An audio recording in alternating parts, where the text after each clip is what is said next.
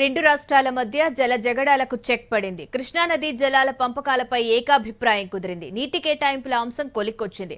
River management board సమావేశంలో రెండు రాష్ట్రాలు ఏకాభిప్రాయానికి వచ్చాయి. దీంతో పంపకాలపై మార్గదర్శకాలు ఖరారయ్యాయి. కేంద్ర జలవనరుల శాఖ కార్యదర్శిని కలిసిన నదీ యాజమాన్య బోర్డు గైడ్ లైన్ సమర్పించింది. కృష్ణా జలాల్లో వాటాల వివాదం కొలిక్కి వచ్చింది. ఖరీఫ్, రబీ సీజన్లకు కృష్ణా జలాల పంపిణీపై తెలంగాణ, ఏపీ రాష్ట్రాల మధ్య ఏడాది కాలానికి అవగాహన కుదిరింది. ఢిల్లీలో జరిగిన సమావేశానికి నీటిపారుదల శాఖ ప్రిన్సిపల్ సెక్రటరీ ఎస్పీ జోషి, జలవనరుల శాఖ సలహాదారు విద్యాసాగర్ రావు, ఏపీ, తెలంగాణ చీఫ్ ఇంజనీర్లు హాజరయ్యారు. కేంద్ర మధ్యవర్తిత్వంతో వాటర్ గొడవ సద్దుమణిగింది. దీంతో ఒప్పందాలపై సంతకాలు చేయనున్నాయి రెండు రాష్ట్ర ప్రభుత్వాలు.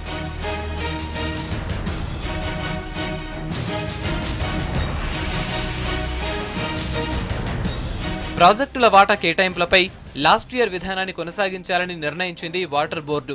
బచావత్ ట్రిబ్యునల్ ప్రకారం కృష్ణా జలాల్లో 811 టీఎంసీలకు గాను ఆంధ్రాకు 512 టీఎంసీలు, తెలంగాణకు 299 టీఎంసీల కేటాయింపు ఉంది.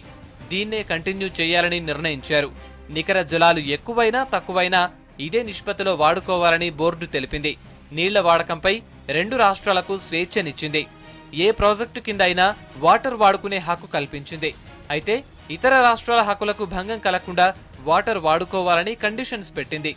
నీటి వాటా రెండు రాష్ట్రాల మీద నిక్కచ్చిగా నికర జలాలు 512 ఆంధ్రాకు, తెలంగాణకు 299 అలాంటి అనుమానం లేదు. ఈ నీటిని, తమకు వచ్చిన నీటిని ఎక్కడైనా తమ రాష్ట్రంలో ఉపయోగించుకోవచ్చు. షరతు కాకపోతే ఏమిటంటే అక్కడ నీటి లభ్యత ఉండాలా. ఆ ఉపయోగించుకునే యొక్క నేపథ్యంలో ఇతర రాష్ట్రాలకి ఇబ్బంది కలగకూడదు. ఒకవేళ 811 కంటే ఎక్కువ వస్తే అవి అధిక జలాలు అవుతాయి, తక్కువ వస్తే లోటు అవుతుంది. ఈ లోటైనా అధికమైనా దాన్ని అదే నిష్పత్తిలో పంచుకోవలసి ఉంటుంది. మరోవైపు శ్రీశైలం ప్రాజెక్టు నుంచి విద్యుత్ ఉత్పత్తి చేస్తున్నప్పుడు చెన్నైకి తాగునీటి సరఫరా కోసం ఎస్ఆర్బీసీ కేటాయింపులకు ఇబ్బంది కలిగించకూడదని నిర్ణయించింది.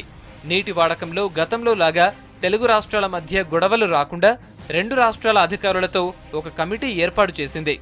ఈ కమిటీలో Krishna river management board member సెక్రటరీతో పాటు తెలంగాణ, ఏపీ ఇంజనీరింగ్ చీఫ్ ను సభ్యునిగా చేర్చింది. వాటర్ వాడకంపై ప్రతి 15 లేదా నెల రోజులకు సమావేశమై నీటి అవసరాలు పరిశీలించనుంది కమిటీ.